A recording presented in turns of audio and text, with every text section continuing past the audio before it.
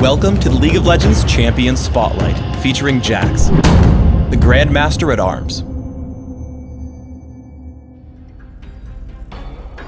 Jax is a melee fighter and duelist, adept at killing targets one at a time, while surviving attacks from surrounding enemies.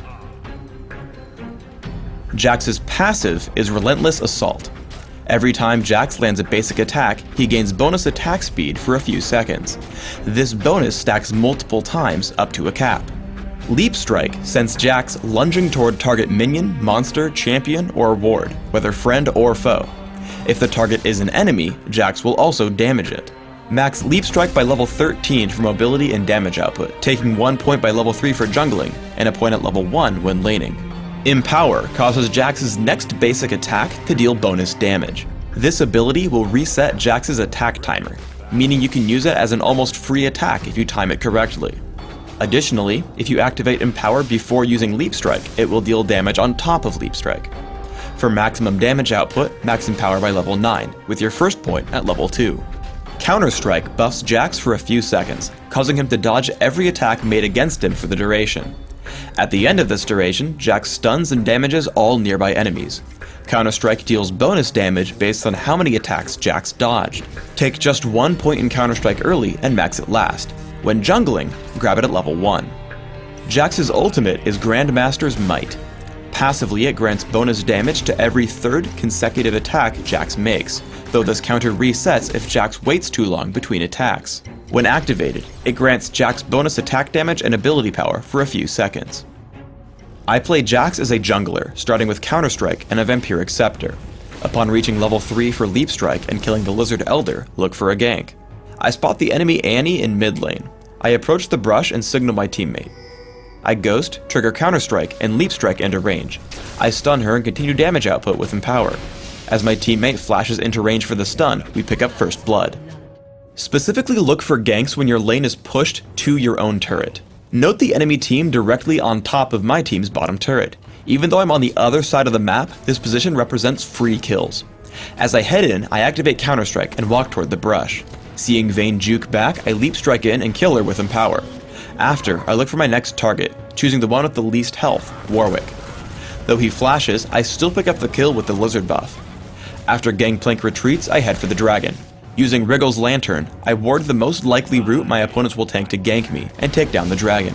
The massive attack speed from Relentless Assault ties in well with the bonus damage from Wriggle's Lantern, Empower, and Grandmaster's Might, resulting in a much faster dragon kill than almost any other champion. When fighting one-on-one, take special care to preserve both Leap Strike and Counter Strike, as they're your only tools for catching up to running opponents. As I gank Yorick on top lane, I head in with a basic attack and an immediate Empower, granting me 2 attacks almost instantaneously. Once he starts running, I trigger Counter-Strike for the stun. Yorick survives Leap Strike, so I close the gap with Ghost for another Empower and the passive trigger from Grandmaster's Might, picking up the kill. Remember that Leap Strike can be used on your own wards as an escape tool. As a teamfight erupts, both Warwick and Gangplank target me for their ultimates. While I'm certain to die normally, I drop a Sight Ward and leave Cannon Barrage with Leap Strike. As they're still chasing me, I activate Counter-Strike to mitigate some more damage. Since they just won't give up, I drop a second ward over the wall toward Baron Nashor, Leap Strike to it, and just barely escape with under 100 health.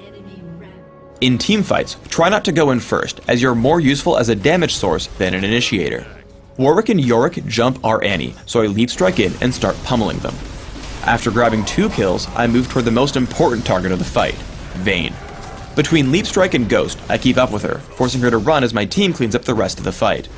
Despite Condemn, I take her down inside her base, forcing her teammates away and allowing my team to switch focus to the enemy Nexus. When fighting over capture points in Dominion, focus on killing enemy defenders and let your teammates do the capturing. As we fight over the Boneyard, I activate Counter-Strike and immediately jump Lee Sin with Leap Strike and Empower, taking him down extremely quickly. Now 4 versus 1, I head for Leona. My aggression pushes her away while Karma starts to capture.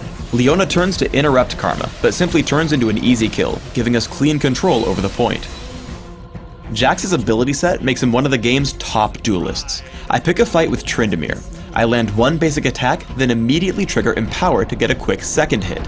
My third attack triggers Grandmaster's Might, and I activate Counter-Strike to mitigate his damage output, bringing Tryndamere to 1 health before I've lost any. He exhausts me and triggers his ultimate, so I run until Undying Rage times out. I land Leap Strike right as it ends, grabbing the kill and control over the refinery. For runes, I take flat attack damage marks, flat armor seals, attack speed glyphs, and flat attack damage quintessences. This setup is aimed at grabbing me fast jungle speed and great overall damage through my basic attacks and physical abilities. In Classic, my masteries are 26-4-0, taking every possible physical damage increase in offense and reducing minion damage wherever possible in defense. I also take Smite and Ghost to jungle, mastering both. In Dominion, I place all 30 points into the offense tree, making sure to add magic penetration and substituting out Smite for Ignite. In Classic, open with a Vampiric Scepter when jungling, quickly adding Boots of Speed and upgrading to Wriggle's Lantern. Then consider Mercury Treads or Ninja Tabi, depending on what damage type is most prevalent. Grab Phage first as you work toward Trinity Force. Always make sure you can survive the enemy team, considering items like Atma's Impaler and Guardian Angel for physical damage, or Hexdrinker and Quicksilver Sash against magic. When looking for more damage, look toward Hextech Gunblade and Ginsu's Rageblade. In Dominion, you'll have very similar build goals. Start with Prospector's Blade, Boots of Speed, and 2 health potions. Choose either Ninja Tabi or Mercury Treads based on damage threats. Then consider a number of damage options like Trinity Force, Hextech Gunblade, and Ginsu's Rageblade.